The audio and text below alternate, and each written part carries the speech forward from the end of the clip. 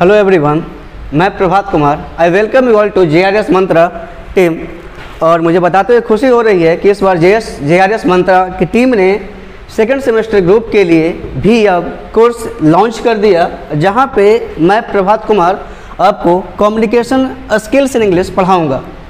जैसा कि पता आपको है कि सेकंड सेमेस्टर के में दो ग्रुप होते हैं, ग्रुप ए और ग्रुप बी, जिसमें से एक ग्रुप ऐसा होता है जहां पे बच्चों को कम्युनिकेशन स्किल्स पढ़ने होते हैं और मैं उसी कम्युनिकेशन स्किल को यहाँ पे पढ़ाऊँगा।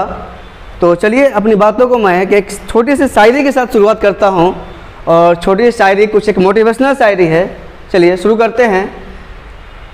खोल दो पंख मेरे, खोल दो पंख मेरे, कहता है परिंदा अभी आसमां बाकी है। खोल दो पंख मेरे, खोल दो पंख मेरे, कहता है परिंदा अभी उड़ान बाकी है। जमीन नहीं है मंजिल मिली, जमीन समझ रहे हैं ना, जमीन जमीन नहीं है मंजिल मेरी, अभी पूरा आसमां बाकी है। मेरे प्यारे बच्चों, आपको पता है कि जिस तरीके से एक छोटा सा परिंदा, छोटा सा पक्षी पूरी आसमां को छूने की बात कर रहा है, मैं भी चाहूँगा कि आप भी उस पक्षी के भांति ही पूरे आसमां को छूने की कोशिश करें। और इसीलिए फिर से मैं बोल रहा हूँ आपको कि JRS मंत्रा ने इस बार बेस्ट फैकल्टी का टीम लाया, बेस्ट फैकल्टी कलेक्ट किया पूरे बिहार से। अब पूरे बिहार से बेस्ट फैकल्टी की टीम को कलेक्ट करके आपके सामने हम लोगों ने लॉन्च किया है। जैसा कि आपको पता है कि JRS मंत्रा वेल नोन है एक क्वालिटी एजुकेशन के लिए, ऑथेंटिसिटी के लिए, और डिटरमिन्ड होता है कि उनके बच्चे हमेशा जहाँ भी जाएँ, जिस फील्ड में जाएँ, उस फील्ड में एक अच्छा सा एजुकेशन खुद ले पाएँ और खुद दूसरों को भी दे पाएँ और हमेशा वो सक्सेस की राह पर आगे बढ़ते रहें। तो चलिए मैं आपको ज़्यादा समय तो लूँगा नहीं और समय को देखते हुए मैं कम्युनिकेशन स्किल के सिलेबस को थोड़ा सा डिस्कस करता हूँ। तो आज हमारा एक फर्स्ट लेक्चर होगा, फर्स्ट वीडियो जाएगा आपके पास, जहाँ पे मैं आपके साथ कम्युनिकेशन स्किल का सिलेबस को डिस्कस कर रहा हूँगा। तो जैसा कि पता है JRS मंत्रा की टीम है जहाँ पे मैं पढ़ा रहा हूँ आपको कम्युनिकेशन स्किल्स इन इंग्लिश। तो चलते हैं सिलेबस की ओर। आइए, कम्युनिकेशन स्किल्स में जैसा कि पार्ट ए और पार्ट बी होगा, जहां पार्ट ए में आपको पढ़ना होगा कम्युनिकेशन के बारे में बताना होगा। मैं पढ़ाऊंगा आपको जहां पे कि थ्योरी और इसकी प्रैक्टिस क्या होने वाली है, क्या इसकी थ्योरी क्या होने वाली है, यहाँ पे क्या क्या पढ़ने वाले हैं। बेसिकली मैं आपसे क्वेश्चन पूछना चाहूँगा कि बताएं मुझे आप कि जब भी आप कहीं कम्युनिकेशन करेंगे तो कम्युनिकेशन का बेसिक थ्योरी क्या होता है। अगर कोई पूछता है तो आप क्या बताएंगे? Communication is nothing but, communication और कुछ नहीं है। कम्युनिकेशन का मतलब होता ही है कि to communicate with the others, and to communicate with the others का मतलब हुआ कि दूसरे के साथ हम कैसे कम्युनिकेट करते हैं और दूसरे के साथ कम्युनिकेट करने के लिए क्या क्या बेसिक नेसेसिटी चाहिए, बेसिक ज़रूरतें चाहिए, उसके बारे में हम लोग टोटली इस चैप्टर में यानी यूनिट 1 में हम लोग पढ़ने वाले हैं। जैसा इसमें दिया गया है कि बेसिक्स ऑफ कम्युनिकेशन, यानी कम्युनिकेशन का डेफिनेशन क्या होने वाला है, उसका मीनिंग क्या होने वाला है, किस तरीके से हम कम्युनिकेशन करेंगे, that is called process of communication. उसके बाद elements of communication, senders, message, channel, receiver, feedback and context. जैसा कि पता है कि जब हम कहीं भी कम्युनिकेशन करते हैं तो कम्युनिकेशन करने के लिए जैसे एक सेंटर चाहिए। सेंटर का मतलब होता है कि जहाँ से बातें निकल रही होगी। एज टू एग्जाम्पल कि मान लिया आपने किसी को कॉल किया, तो जब कॉल करते हैं तो आपने अगर कॉल किया तो you will be called as a sender, आप सेंडर कॉल होंगे। और जिसने आपके कॉल को रिसीव किया that person will be called as a receiver, and the same process in between there is a message. Why you called, बात आती है कि आप किसी को कॉल क्यों करते हैं, तो कॉल कुछ ना कुछ तो मैसेज देने के लिए करेंगे आप, तो that is called as message. और जब आपने कॉल किया, कॉल करते समय मैसेज किसी को दिया आपने, तो मैसेज चैनल के थ्रू, मीडियम चाहिए उसके लिए कि ताकि हमारे मैसेज को, सेंटर के मैसेज को रिसीवर तक पहुंचा जा सके। और जिस चैनल के थ्रू सेंटर का मैसेज रिसीवर के पास पहुंचना है, उसी मीडियम को हम लोग बोलते हैं, उसका चैनल बोलते हैं। और जैसे ही वह मैसेज रिसीवर के पास पहुंचेगा, रिसीवर क्या करेगा, उस मैसेज को लेकर यानी उस मैसेज को एक्सेप्ट कर कर आपको कोई ना कोई फीडबैक देगा, यस या नो। यानी in response to your message, आपके मैसेज के रिस्पॉन्स में अगर रिसीवर के साइड से किसी भी तरीके का फीडबैक या कॉन्टेक्स्ट अगर नहीं आता है, तो क्या उस कम्युनिकेशन को आप क्या इफेक्टिव कम्युनिकेशन कह पाएंगे? क्या नहीं कह पाएंगे? ऑब्वियसली नहीं कह पाएंगे। तो यही एक प्रोसेस होगा कम्युनिकेशन में कि जहाँ पढ़ने वाले हम लोग हैं कि सेंडर किस तरीके का होगा, सेंडर के साथ मैसेज क्या होने वाला है, चैनल कौन सी मीडियम होने वाली है, रिसीवर रिसीव मैसेज को कर क्या फीडबैक देने वाला होगा। फिर उसके बाद हम लोग पढ़ने वाले हैं कि टाइप्स ऑफ कम्युनिकेशन क्या होने वाला है। कम्युनिकेशन का टाइप में दो तरीके का होगा कम्युनिकेशन, फॉर्मल एंड इनफॉर्मल, और उसके साथ एक होगा हमारा वर्बल एंड नॉन वर्बल। एक होगा फॉर्मल और इनफॉर्मल। जैसे जैसे हम चैप्टर में घुसेंगे हम आपको डिस्कस करेंगे वहाँ पे कि फॉर्मल कम्युनिकेशन क्या होता है, इनफॉर्मल कम्युनिकेशन क्या होता है, उसके बाद वर्बल कम्युनिकेशन क्या हुआ या फिर नॉन वर्बल कम्युनिकेशन क्या होता है। उसके बाद हम आगे बढ़ेंगे, उसी फील्ड में बढ़ेंगे तो पढ़ेंगे हम लोग कि वर्बल कम्युनिकेशन का टाइप्स क्या होगा। वर्बल कम्युनिकेशन में एक ओरल होगा, दूसरा होगा रिटेन। उसके बाद नॉन वर्बल का कोड क्या होगा, जैसे कैनेसिस, प्रोक्सिमिक्स, हैप्टिक्स, वोकैलिक्स, क्रोनिक्स और physical appearances, tables, charts and graphs in graphical communication. यानी टोटली बेसिकली यहाँ पढ़ने वाले हैं हम लोग हैं कि कम्युनिकेशन क्या होता है, कम्युनिकेशन का डेफिनेशन क्या होता है, कम्युनिकेशन किस तरीके का होता है, कम्युनिकेशन से टाइप क्या है, और जिस टाइप के कम्युनिकेशन में हम इंटर करेंगे उसके पूरे थ्योरी को हम यहाँ पढ़ने वाले हैं बेसिकली। तो फर्स्ट आशा करता हूँ कि आप समझ चुके होंगे।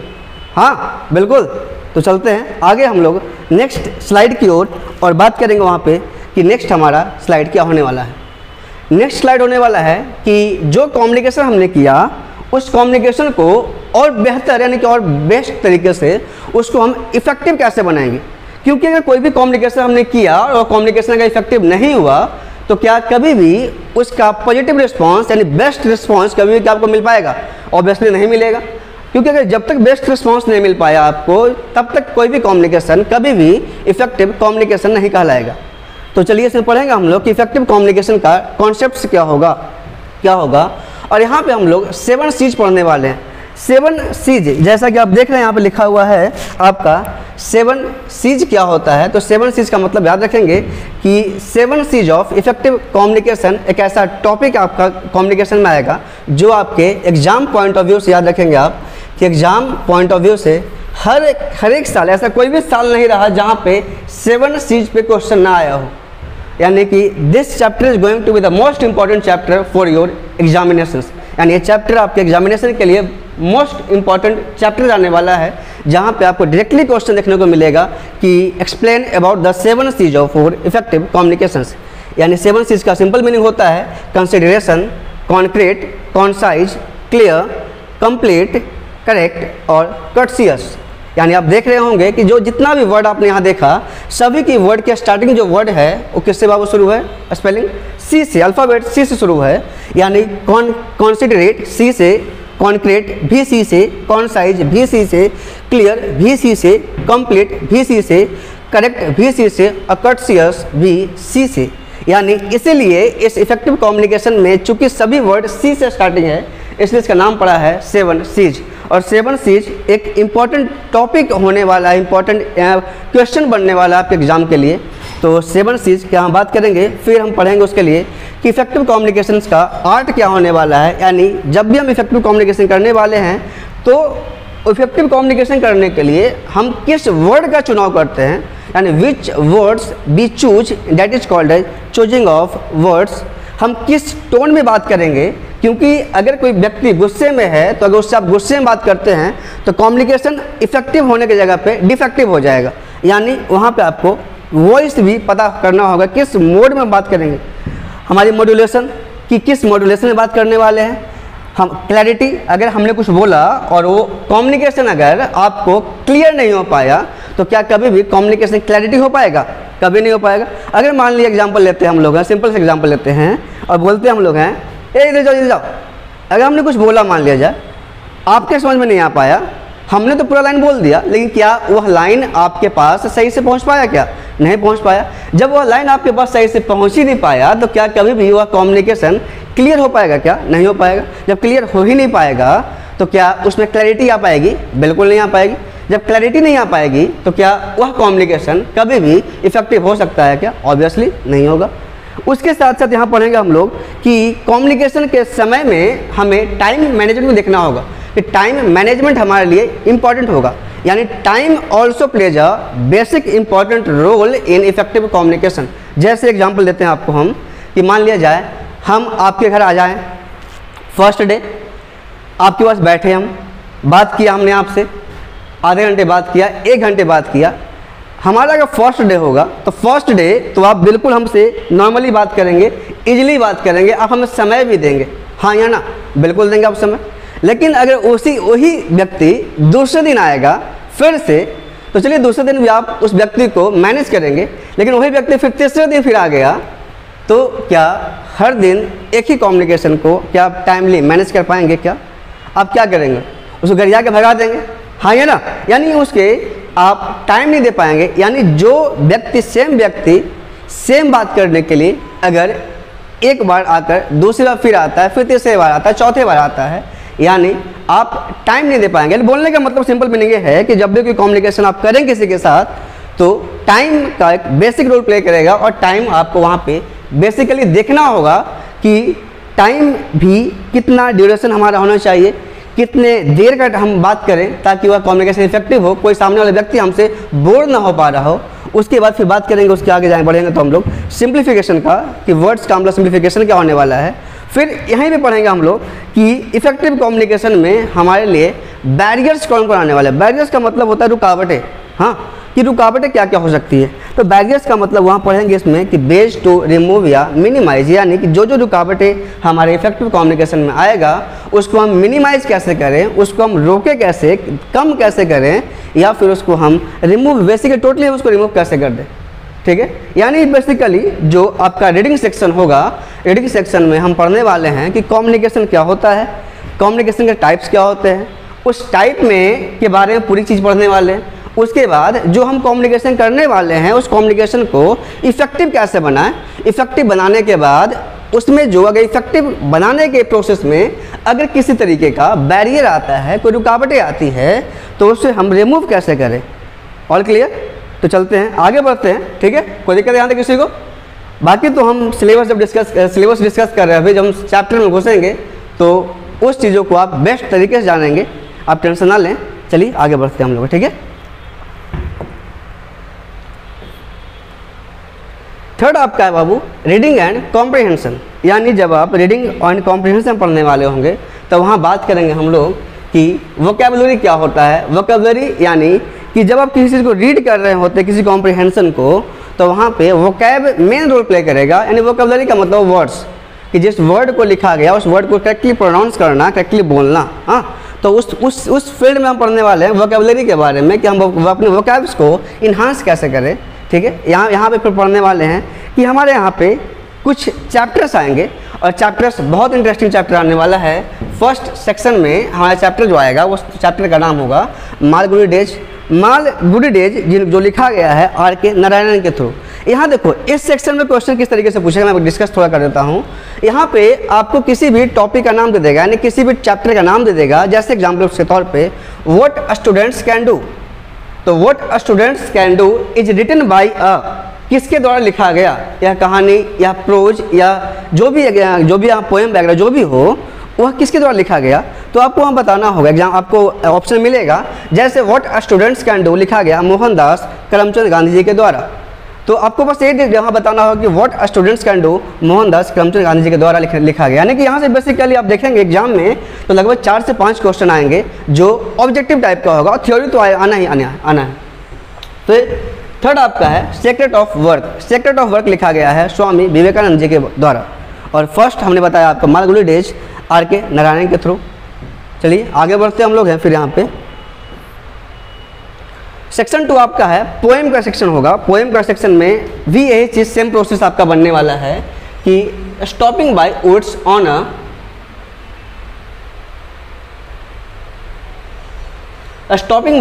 On a snowy evening. एक चैप्टर का नाम आएगा, पोएम का नाम आएगा, पोएम का टॉपिक का नाम आने वाला है stopping by woods on a snowy evening. लिखा गया रॉबर्ट फ्रॉस्ट के बारे में, फ्रॉस्ट के द्वारा। सेकंड है where the mind is without fear, ये लिखा गया है रविंद्रनाथ टैगोर के द्वारा। थर्ड आपका है ओड ऑन सॉलिट्यूड, लिखा गया अलेक्जेंडर पोप के द्वारा। और लास्ट आपका है प्लाज्म ऑफ लाइफ, लिखा गया H.W. लॉन्गफेलो के द्वारा। यानी बेसिकली आपको यहाँ पे कॉम्प्रिहेंशन पोर्शन में टोटल आपको 7 चैप्टर पढ़ने होंगे। 3 आपको पढ़ना है 3 आपको पढ़ना है स्टोरी टाइप टॉपिक पढ़ना होगा, और 4 बेसिकली पढ़ना होगा आपको पोएम टाइप का टॉपिक। और जो भी आपका क्वेश्चन आंसर का जो प्रोज होगा, जो क्वेश्चंस आने वाले होंगे, वो बेसिकली इन 7 टॉपिक से आएगा, 4 पोएम से और 3 आपका इससे स्टोरी सेक्शन से। हाँ, कोई दिक्कत है किसी को? यानी 3 वहाँ, 4 यहाँ, 7 में कम से कम 4-5 नंबर आपको मिल जाएंगे। किस क्वेश्चन के थ्रू, कि कौन सा पोएम किसके थ्रू लिखा गया, या कौन सी स्टोरी किस के थ्रू, यानी किस राइटर के थ्रू लिखा गया है। चलिए फिर हम लोग आगे बढ़ते हैं।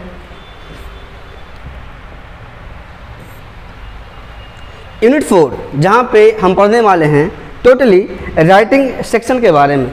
यानी राइटिंग सेक्शन का मतलब होता है कि यहाँ पढ़ने वाले हम लोग हैं कि एप्लीकेशंस हम प्रिंसिपल को या किसी भी लाइब्रेरियन को कैसे लिखेंगे, ईमेल कैसे हम ड्राफ्ट करने वाले हैं, यानी ईमेल कैसे हम बनाने वाले हैं। फिर पढ़ेंगे हम लोग मैसेज राइटिंग और नोटिस राइटिंग के बारे में।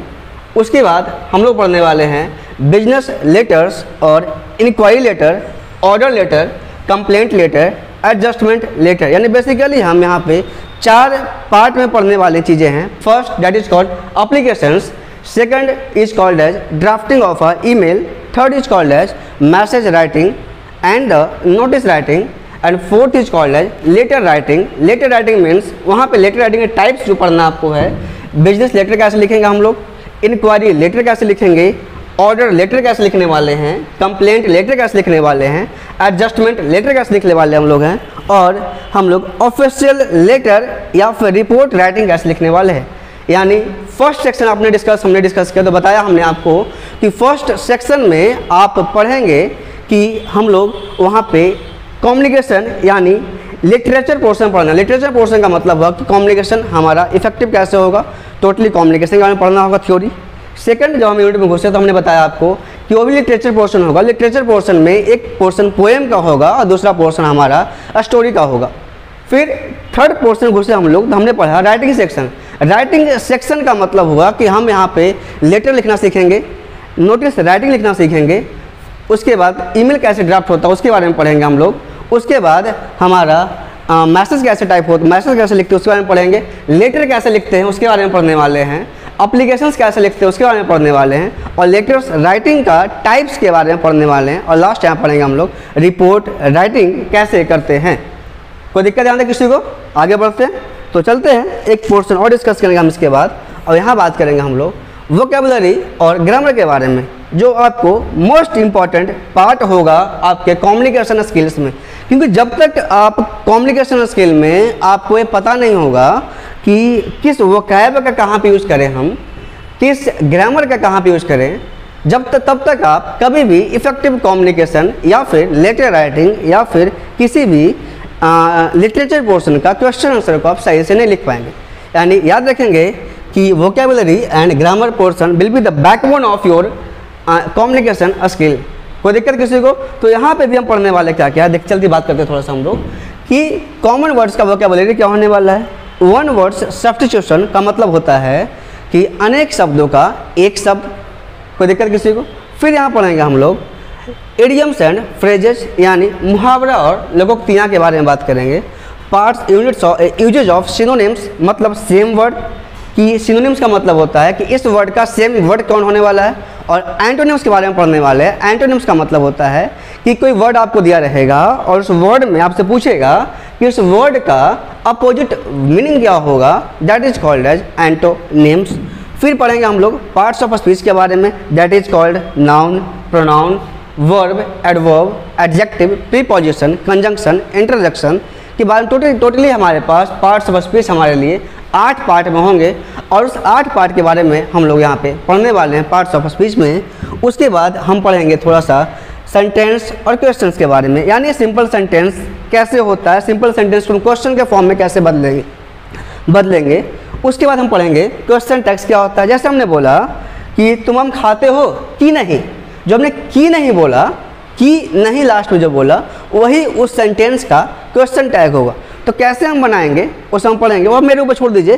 पूरा का पूरा टॉपिक याद रखिएगा कि पूरा का पूरा टॉपिक कम्युनिकेशन स्किल का is going to be very interesting, बहुत इंटरेस्टिंग होने वाला है, बहुत इजी वे में हम बताने वाले हैं। और आपके सीनियर जानते हैं मेरे बारे में कि मैं किस तरीके से पढ़ाता हूँ, वो मुझे बताने की जरूरत नहीं पड़ेगी, वो आपको आपका सीनियर ही आपको बता देगा, ठीक है। तो आप बिल्कुल निश्चिंत रहें।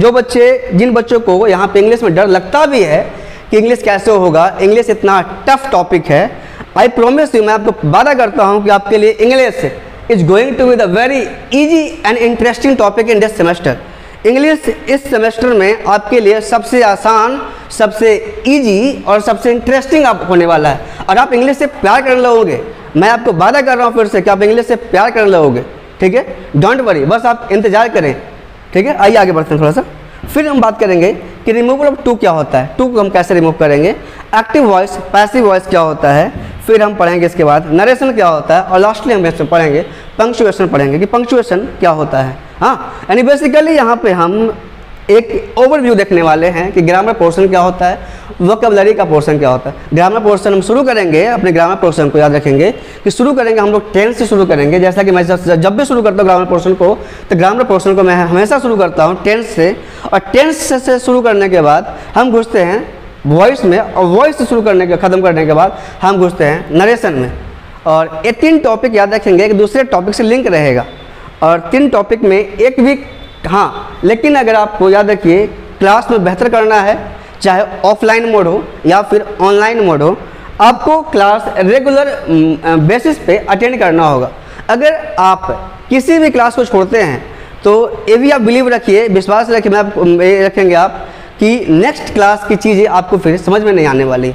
तो याद रखिए कि जितने भी यहाँ पढ़ाया जाएगा आपको, जीआरएस मंत्रा की पूरी टीम इस बार बेस्ट फैकल्टी टीम को हमने लाया है। चाहे मैथ्स की बात करें, चाहे फिजिक्स की बात करें, चाहे कम्युनिकेशन स्किल की बात किया जाए, चाहे मैकेनिक्स की बात किया जाए, केमिस्ट्री की बात किया जाए, फिजिक्स की बात किया जाए, हमने बिहार से सबसे बेस्ट टीचर को कलेक्ट किया और हम वहाँ पे इनको लेके आ रहे हैं इस जगह पे। तो आशा करते हैं कि आपने सिलेबस के डिस्कशन को अच्छे से समझा होगा, और मेरी अनुरोध है आपसे कि एटलीस्ट कम से कम एक बार आप हम लोगों का डेमो जरूर देखिए। परचेज करना या ना करना वो आपकी मर्ज़ी है, क्योंकि कोई भी टीचर खराब नहीं होता, लेकिन उसी में हम बेहतरीन देने की कोशिश करेंगे आपको कि बेहतरीन क्या होता है। और हमारी पूरी कोशिश, यानी जीआरएस मंत्रा की टीम की पूरी कोशिश होगी कि बेहतरीन हम कैसे दे सकते हैं। और बिल्कुल आपसे वादा करते हैं हम लोग हैं, प्रॉमिस करके जा रहे हैं हम लोग आपसे कि आपको बेहतरीन मिलेगा। At the last you will say कि अभी प्राउडली से आप प्राउडली बोलेंगे कि हमने सही किया कि हमने जीआरएस मंत्रा टीम का कोर्स को परचेज किया। और हम लोग जब भी पढ़ाते हैं तो कॉन्सेप्चुअल बेसिस नॉलेज देते हैं उनको, बच्चों को एग्जाम ओरिएंटेड पढ़ाते हैं। टाइम से पहले हम लोग सिलेबस ख़त्म किया है हम लोगों ने हर जगह पे, यहाँ भी करेंगे हम लोग सिलेबस ख़त्म। तो I request everyone kindly see the demo classes. अगर आपको वीडियो अच्छा लगा हो आप लाइक कीजिए, कमेंट्स कीजिए, वो हमें मोटिवेट करता है, वो हमें आगे बढ़ने की प्रेरणा देता है। तो चलिए इन्हीं शब्दों के साथ मैं अपनी वाणी को समाप्त करता हूँ और आगे बढ़ते हैं। मेरा नाम जैसे जानते ही आप लोग हैं प्रभाकर सर, जो आपको इस सेमेस्टर में कम्युनिकेशन स्किल पढ़ाने वाले हैं। चलिए तब तक के लिए bye bye, love you everyone. हंसते रहें, खेलते रहें, मुस्कुराते रहें। तो चलिए थैंक यू, बाय बाय।